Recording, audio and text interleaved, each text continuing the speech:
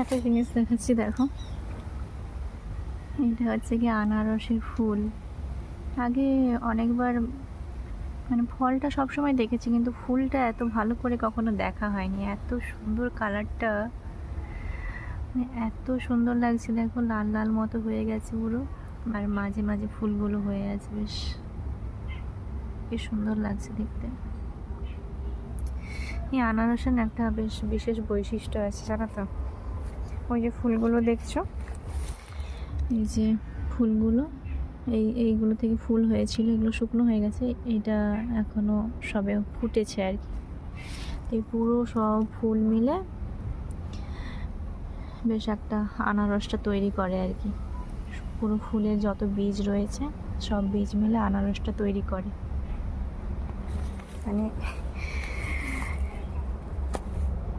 তাই জন্য আনারসকে কি বলা হয় জানো তো? Multiple fruit. মানে আনারস যে আমরা খাই, একটা ফল খাই না, অনেকগুলো ফল খাই আমরা একসঙ্গে। হ্যাঁ।